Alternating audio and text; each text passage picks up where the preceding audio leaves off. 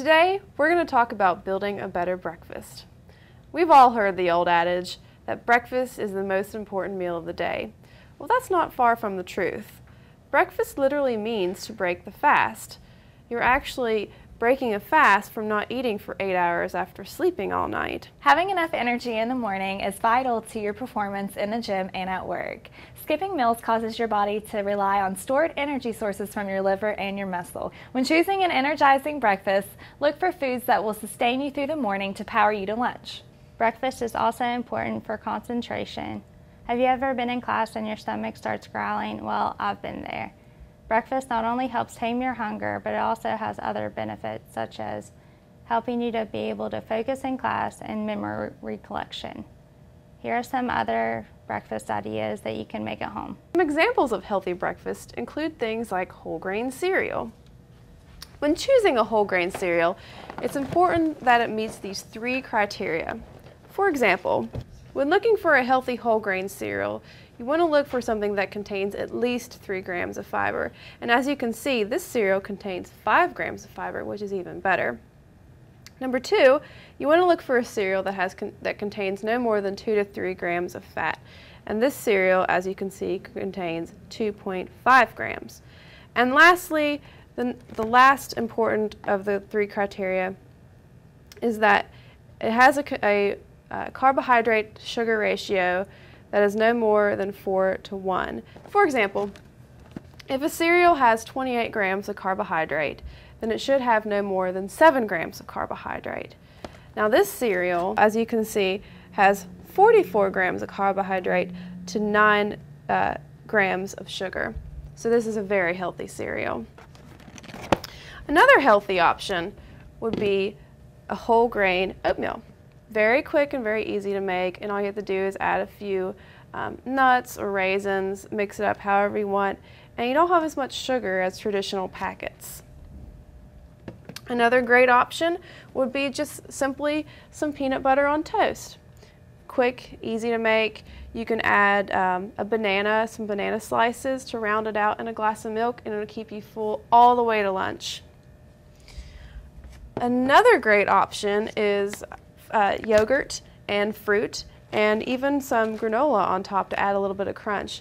But one thing you have to be careful of is that granola can be easily high in calorie, especially since the serving size is very small. So it's important to pay attention to your nutrition facts. Like for a 1/3 cup serving, it's 130 calories. So you want to make sure that you are being very conscious of your portion sizes when it comes to granola.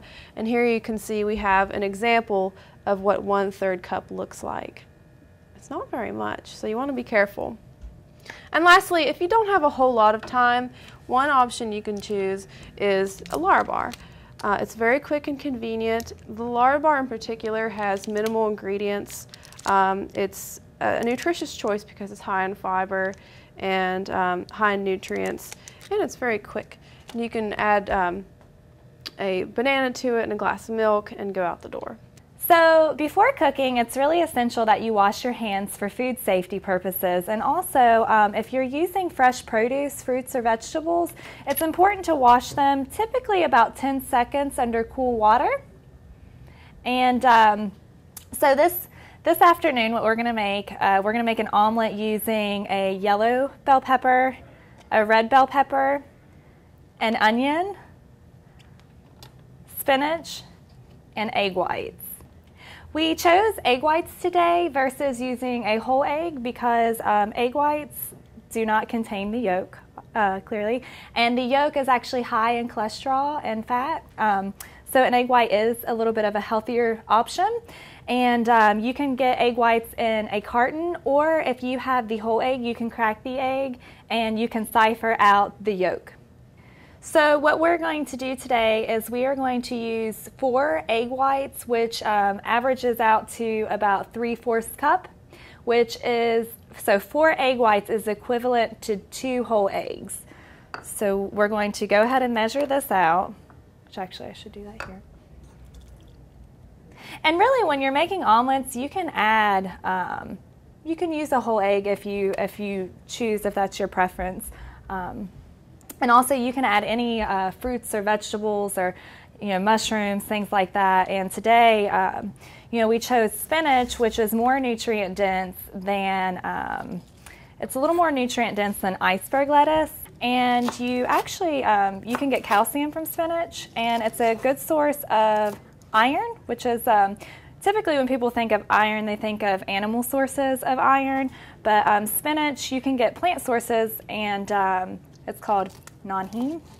And we're going to use a little bit of a bell pepper, so you can just kind of cut this however you like. I'm not, a personal chef here by any means, but so we'll cut a little bit of this up. And you can actually break down the iron sources in plants by coupling it with a vitamin C source, which you can get from this bell pepper. So really you can add whatever you like to your omelet. If you like jalapenos, or if you want to make it like really saucy, you could add salsa, and you could add guacamole to the top of it. You can add cheese if you'd like, mushrooms. So it really just kind of depends on your flavor. I mean, you can't go wrong when making an omelet, because it's really just all on your palate. So we're just going to cut up a little bit of each. And also, a lot of people aren't big fans of onion, but onion, surprisingly, is a good source of fiber, which Lindsey mentioned earlier, some healthy breakfast options of fiber. So we'll add a little bit of onion into this with the fiber. And so what I like to do when I'm making omelets is kind of sear all of my vegetables first in the skillet, and then add my egg white to it. So we'll go ahead and do that. Now this pan has already been there was a little bit of oil that was put in there because you don't want this to burn and stick to the bottom. And so we'll just kind of, so make sure you add a little bit of oil when you're doing this at home to sear your vegetables. And then it'll also help from the egg white sticking. We'll do that. And I'll go ahead and add, I like to add pepper. I don't really add any salt. I don't like to add a lot of salt to my things. If you do, just kind of be cautious of adding salt and use it in moderation, not in excess. Add that to that. I mean, heck, if you wanted, you could add, garlic powder or garlic salt, or some type of Italian seasoning. I mean, you can really jazz this up depending on how good of a cook you are. I probably wouldn't have a problem burning water, but I can make an omelet, okay. And then now we'll add, those are, the onions are getting a little brown. We'll add the egg white, which actually I might need to turn. So when making an omelet, it's kind of, to get, really good omelet, you can actually lift up the side when it starts to cook on the bottom a little bit and drain the liquid down and let that cook. And then you just keep doing that process over and over again. And voila, there you go. You have an omelet. And I hope if you have some time on the weekends and maybe before studying or something like that in the morning, try an omelet. Try it out sometime. Some people may think it's easy. The easiest way to lose weight is to just skip breakfast. However, that could not be farther from the truth. Studies show that people who eat breakfast actually weigh less than people who skip breakfast. And don't forget to break your fast with the most important meal of the day, Breakfast.